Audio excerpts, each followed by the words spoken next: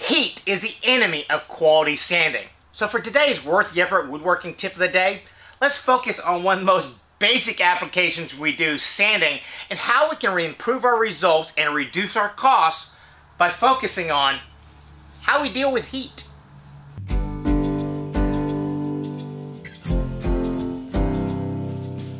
Now, friction causes the heat. It's basically turning the kinetic energy of either our arms or our power machines into thermal energy just through the abrasion, the rubbing of the two fibers together. I mean, that's how the Scouts make fire, rubbing two stick together. And that heat can do some serious damage to not only the sandpaper. If any of you've ever seen these little corning, the little brown spots that pop up on the sandpaper, that is heat turning the natural resins in the wood or the resins we apply through polymers and stuff like that in the finish. If you're sanding off a finish, it's liquefying them, mixing them with sawdust, and then replanting them onto your sandpaper. And it pretty much ruins your sandpaper. You either have to somehow clean them off using either an abrasive or a wire brush or something like that, or toss the sandpaper even if it's still got a lot of abrasive on it, because those little corns are higher than the sandpaper. They generate even more heat, they gouge your wood, they just do a lot of damage, and they multiply really fast. They exponentially grow. It's just horrible, and all that's caused by heat. But those little corns are also happening within the wood. That resins within the natural top layer of the wood are liquefying with it. And even though you might have a perfectly nice finish, the oils, the shellacs, the stains, the dyes you apply on top of it will react differently to the spots where the resins have liquefied and solidified than just the normal wood. So the heat can do some real damage, and also it's expensive constantly replacing your sandpaper. So what can we do? First off, hand sand. People weren't having this problem when they were using shark skins or horsetails or any other of those kind of hand sanding techniques. You just can't generate that amount of friction with your power, because once again, friction is a result of turning kinetic energy into thermal energy, and we just don't have that much strength here or endurance. But when we started using power equipment, things changed. So what can we do? Well, the first thing, turn that speed way down. If heat's a result of kinetic energy, if you just don't use as much kinetic energy, there's a reason why we have these dials on the side. Go as slow as possible on the machines.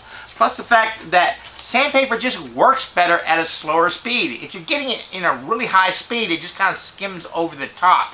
Give it a chance to really abrade and get rid of the sawdust at the lower speeds. Second off, stay with lower grits longer. Get the work done with the lower grits. Lower grits have less contact, less friction, less heat. You can generate heat a lot quicker with a higher grit at the same speed, because it's just touching the wood more. It's creating more sawdust, and that sawdust is working against each other. Next, pressure. These things weigh enough by themselves. They will get the work done. You do not need to press down on them. You do not need to push them in to get more work done. Just let them do their thing.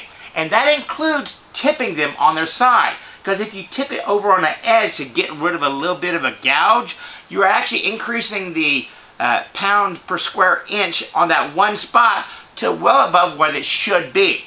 If you have a little tiny dent that you're trying to get rid of, you're better off just putting a wet rag on top of it and an iron to raise those fibers up instead of having to regrind everything down to that spot.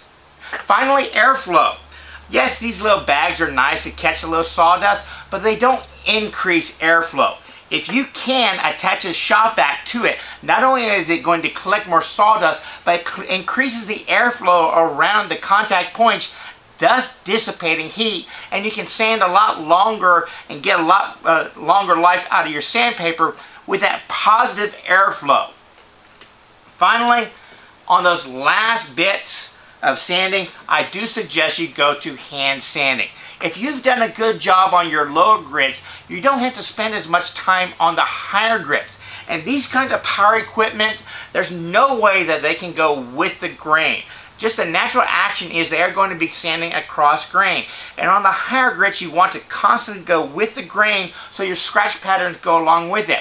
Anytime the scratch pattern goes across a grain, it's going to absorb oils, your finish is different, and those lines are going to really pop out. So those last few grits, just take your time and hand sand them if at all possible. So there you go. How do you reduce heat? Well, you reduce the pressure, thus reducing the kinetic energy transferred into the wood. You slow it down, thus reducing the kinetic energy, and you increase the airflow to extract all that heat. Focus on these little aspects and see if the next time you do any sanding, if it doesn't go quicker and give you better results. Y'all be safe and have fun. For today's bonus, I want to talk to you about Jim Tolpin. He is one of the heavyweight of the woodworking content creators, having produced well over 20 books over the past 30 years, including some of the most influential for me. The New Traditional Woodworker, if you don't have it in your bookcase, just go order it now. I mean, it's a phenomenal book. But what he and George Walker have been doing these past 5 or 6 years has really motivated me, because he shows me how far past the how-to of the woodworking education you can go. He's explaining the why. In fact, he has a video on his YouTube channel that I think should be shown to every single middle school and high school woodworking class or shop class, the Design by Hand and Eye. It's a stop-motion animation video on woodworking that goes so much more farther than just the how-to. I'll put a link down below for you to check it out. But you really need to investigate Jim Tolpin if you don't know who he is.